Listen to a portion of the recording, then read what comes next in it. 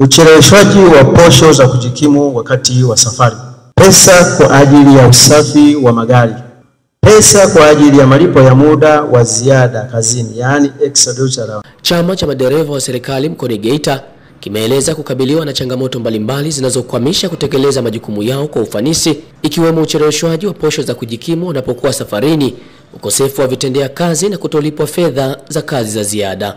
Malalamiko hayo yamewasilishwa rasmi wakati wa mkutano mkuu wa chama hicho ambao umeambatana na uchaguzi wa viongozi wapya wa madereva wa serikali mkoani humo.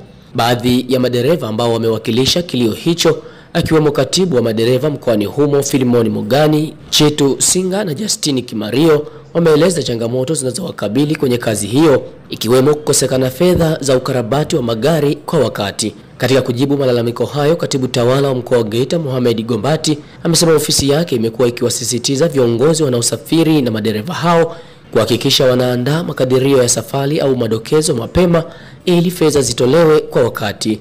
Naye mkuu wa mkoa wa Geita Martin Shigera amekiri kuwapo kwa changamoto hizo na kuahidi kushirikiana na wahusika kuhakikisha zinafanywa kazi kwa haraka. Kutoka makao makuu Dodoma, baadhi ya viongozi wa madereva waliungana na mkutano huo akiwemo Peter Mabela na Habiba Msangi. Wameiomba ofisi ya mkuu wa mkoa wa Geita kuendelea kuwapa ushirikiano madereva hao ili kuhakikisha wanatekeleza majukumu yao kwa ufanisi. Uanzishwaji wa chama cha madereva wa serikali nchini ulilenga kutetea haki za msingi za madereva sambamba na kuwawezesha kuwa na jukwaa huru la kuwasilisha kero na mapendekezo ya maboresho katika sekta hiyo. Elia Jackson Lupembe, hii ni News Update Media. Madereva kuwepo kazini pasipo na vitendea kazi, yani magari. Mheshimiwa, nimevumilia muda mrefu sana mpaka nakuja kuliweka ili wazi, sio kwamba napenda. Imefikia hapo nikamfuata DTO, nikamwambia afande nisaidie ulikamata ile gari ili ofisi yangu iwajibike wanunulie matairi, na imani katibu tawala atanisaidia kupitia hili. Ila halmashauri tuliopelekwa ina madereva wengi na uhaba wa magari. Tunaomba kama itakupendeza utupeleke katika taasisi yoyote yenye vitendea kazi vingi na uhaba wa madereva ili tuweze kupata uzoefu na kufanya kazi ya kujenga taifa. Tumeshindwa kuaminiwa katika utumishi wetu, na hali halisi tunafanya kazi na maafisa ambao ni watumishi wenzetu, hasa sehemu ya mafuta. Unasindikizwa sheli mpaka anachukua risiti. Sasa unabaki kusikitika, hivi anahisi mimi nakuja kufanya hilo? Ni baadhi ya maafisa, lakini sasa inaleta shida kwa mtumishi mwenzangu kunisindikiza sheli na hali mafuta yanahesabika kwa kilomita. Kwa nini asipige kilomita tu? Maana yake tunaonekana kama sisi sio watumishi. Kwa mkoa tunaomba utusaidie kwa hilo. Sasa kilomita 5,000 umemaliza, lakini je, unatafuta sehemu tulivu, safi na ya kisasa zaidi kwa ajili ya makazi? Oh, relax, kisha pay attention. Watoto mjini wanapaita Ushuani Apartment, ila mimi napenda kupaita nyumbani. Ndiyo, ni Sweet Home Apartment. Hapa utapata mazingira mazuri, hewa safi itakao kufanya uwe kwenye comfort zone. Imagine ukitaka kuperuzi mtandaoni kuna free wifi, ukiwa bored unapata vitu vya Netflix, ile ndingako kali inapata parking kali, ukitaka kupika madiko kuna jiko, na si kupika tu, utahifadhi mpaka miko. Halafu baada ya harakati zote upate usingizi mnono katika vyumba bora na vya kisasa zaidi kwa ajili yako na familia yako. Karibu Sweet Home Apartment tukuhudumia. Najua utakuwa unajiuliza location ni wapi? Tunapatikana Mwanza Mkolani. Tupigie kwa namba ya simu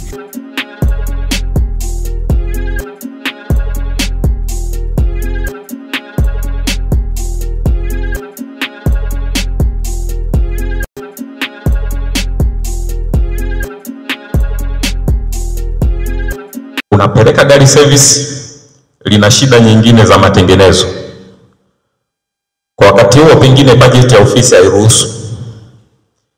Gari linatengenezwa, linafanywa check up TEMESA, inaonekana pengine inaleta shilingi milioni 9 gharama. Unarudisha kwa mwajiri kwa ajili ya kuandikiwa au kutengenezewa europeo kupeleka gari kwa ajili ya matengenezo. Unaambiwa gharama ni kubwa, zipunguzwe. Wakati huo hujui budget imekaaje. Wanapunguza gharama, gari inakwenda inatengenezwa. Baada ya miezi kadhaa tena unaipeleka vile vile. Sasa unakuja kugundua katika mwaka mzima ile ofisi inapopunguzwa marekebisho ya gari, kuna mengine yanazalika. Yaani uharibifu, baadhi ya vipuri vinaendelea kutoka.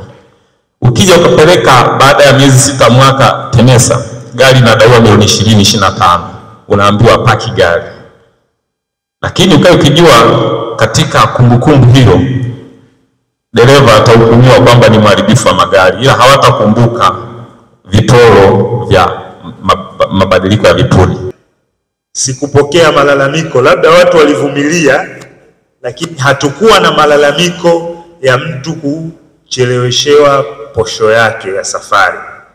Mheshimiwa mkuu wetu wa mkoa, naomba ili eneo nilichukue ili niweze kufuatilia kwa wakurugenzi na niwatake kuhakikisha malipo haya yanalipwa kwa wakati.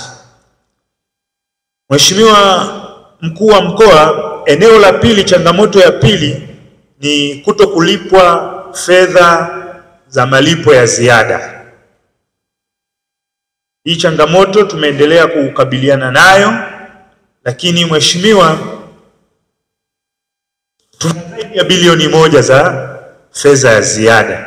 Ni swala la msisitizo ya fedha za ziada. Ni swala la msisitizo kuhakikisha watumishi wanapata wote. Mheshimiwa mkuu wa mkoa, kwa upande wa ofisi ya mkuu wa mkoa wa Geita, nina imani hakuna dereva ambaye hapati extra duty au kwa kifupi tunaita EDA. Kama kuna dereva yoyote jamani, la fedha kwa ajili ya usafi, tunajua hili ni kuosha gari. Eneo hili mheshimiwa limekuwa na changamoto moja kubwa. Nalipokea, lakini changamoto yake kubwa ni namna watakavyofanya retirement. Najua sina hakika kwa sababu wakaguzi wetu lazima watataka risiti za EFD. Na sehemu zetu nyingi za kuoshea mheshimiwa sina hakika, lakini hili tumelichukua. Nitashirikiana na wakurugenzi na wakuu wa taasisi katika mkoa wa Geita ili tuweze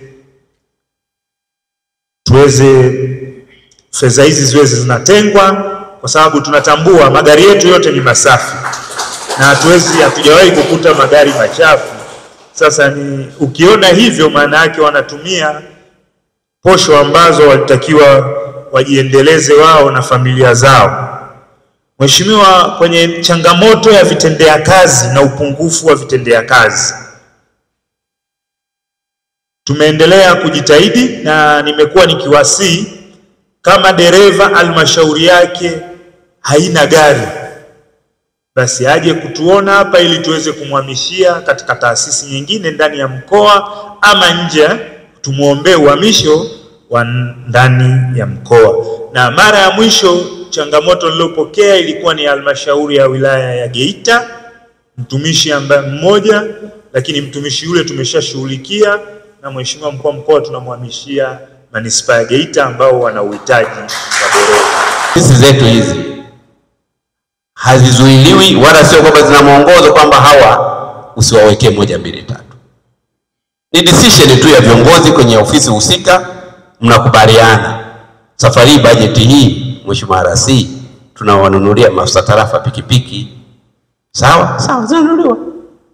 Sasa kama wamepata na kuna madereva wanapata shida usiku kurudi majumbani wanapaki mbali, kwani wenyewe dhambi kwa na chombo cha kuwapeleka pale wanapopaki alafu anaacha pikipiki anachukua gari anaendelea na shughuli zake?